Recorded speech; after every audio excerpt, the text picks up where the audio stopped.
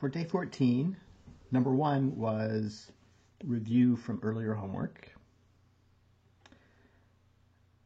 For number 2, here's a good example of a neuron showing dendrites, the cell body right here, the axon hillock, the axon, so here is the whole axon, and then out to the axon terminals. And actually, technically, we'd count all the way out to the terminals would be part of the axon. This whole region is where you get an action potential. No action potentials here in the dendrites or the cell body. There's another example showing the cell body with dendrites. Here's the axon hillock at the beginning. Here is the axon. This one is myelinated. Again, the action potentials are taking place here, from starting here and going down to the ends of the axon terminals at the synapses. This sketch included nodes of Ranvier for a myelinated neuron in a vertebrate, and an oligodendrocyte here in blue wrapping around to create the nodes of Ranvier. Sketch 3 was the events just before an action potential and the first half of an action potential. So here's a sketch showing the events just before with voltage-gated sodium channels. Activation gate is closed, inactivation gate is open. And I like to draw them with a plus charge on there, which I'd recommend. Here's the voltage-gated potassium channel. It has only the activation gate. There are potassium leak channels. And so that's the only way potassium is leaving the cell right now. And there's secondary active transport of sodium and glucose. And of course, there would be sodium and amino acids, and there'd be antiporters with the sodium coming in and wastes pumped out. So this represents all of those various transport mechanisms. And then the beginning, the first half of the action potential, we have enough positive charge entering, which we haven't talked about yet, to repel this gate. And once that happens, sodium can enter. That sodium goes to neighboring voltage-gated sodium channels and opens them up until you get all of them opened.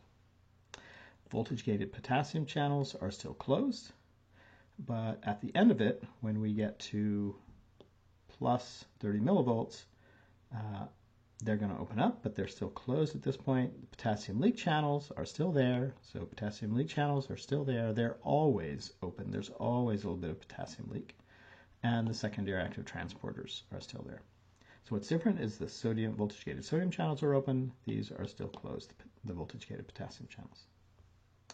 You could have showed it in a single sketch. Show here is one, showing it when it's still closed. And 2, when we go from minus 70 to minus 45, that's enough to pop that closed. So this positive charge is still attracted to the inside minus 45. But think of this as a little spring here that is constantly trying to open, but it can be held in by minus 70 millivolts. So functionally, that's what it is. It's a little spring. But at minus 45, the spring is now strong enough that it, even though this is positively charged, it can still repel. It can still move, and it opens up. So that's at minus 45. 4, the gate opens. 5, sodium comes in. With enough sodium, you get to 6 plus 30 millivolts. And the voltage-gated potassium channels would still be closed. So 2 ways of showing it. This one is probably a little faster to draw. You're welcome to do it whatever helps you.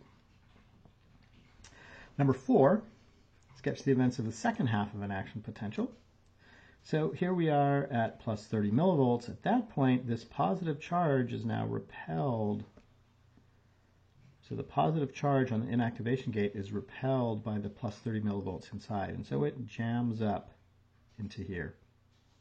So now sodium can't go in anymore. But voltage-gated potassium channels, which open as the membrane gets positive. So as the membrane gets positive, these pop open. And they open in the range of 0 to plus 30. So once they open, potassium can leave, right? The equilibrium for potassium is minus 100. Plus 30 is far away from that, and so potassium leaves to take the cell from plus 30 down to more negative voltages. Potassium leak channels still open. Secondary active transport still going on. So we have two ways now for potassium to leave. One is the leak channels. That's pretty slow. There's not that many of them. And then there's a lot more voltage-gated potassium channels. So why do we go down to minus 80? Well, when we just had these two, we were at minus 70. If we add even more ways for potassium to leave the cell, of course we're going to get more negative. We're going to get closer to the equilibrium of minus 100 millivolts. So the reason we have that undershoot, we go past minus 70, is because we have 2 ways for potassium to leave. And here it is again. Sodium inactivation gate closing, voltage gated potassium channels, and second way for potassium to leave. That's why we go to minus 80. And here's secondary active transport. Number 5. So the return from the undershoot of minus 80 to minus 70, what causes the return to minus 70? And the sodium-potassium pump does not cause the recovery. Okay, so inactivation gate is closed. So sodium can't get in. The potassium voltage-gated channels, voltage-gated potassium channels have closed. So this gate has closed again. Potassium cannot leave. So when this was open and this was open, we had 2 ways for potassium to leave the cell. This one is now gone, and so we were at minus 80. Now we only have 1 way for potassium to leave. We go back to minus 70. So it's the closing of the voltage-gated potassium channels brings us back to minus 70. There's fewer positive charges that can leave the cell. Okay, how do the voltage-gated sodium channels cause the refractory period, and what is it? So here we are, the voltage-gated sodium channels are closed. This should show a activation gate on the top. At minus 80, that's below minus 45, and so that's enough to pull that activation gate closed. And once that activation gate is closed, now this wedged in inactivation gate can open back up, but that takes some time. So it takes a bit of time for this to close when we get down to minus 80 or minus 70, and then it takes a bit of time for this to open up. And until we've closed the activation gate and opened the inactivation gate, we can't get a new action potential because we can't open voltage-gated sodium channels. Okay, so this should have the activation gate here. Now, the voltage-gated potassium channels are closed, and so that's what's taken us to minus 70. These are still open. Now we still have to wait. We're back at minus 70, but we still have to wait for the inactivation gate opens up again. And that's not fast. It takes some random molecular motion, and so there's a delay. Even after we've gotten back to minus 70, there's a delay before these open up again, and we can't start a new action potential until they do.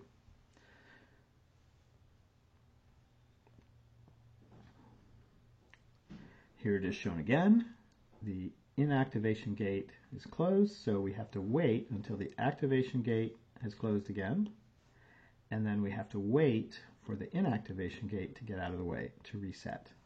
And only after both of those, the closing of the activation gate and opening detachment of the inactivation gate, only after both of them can we get a new action potential. That's the refractory period.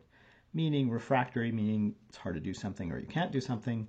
The action potential is refractory. You can't get a new action potential in that time until enough of these have opened back up, back to their, until enough have reset to get a new action potential.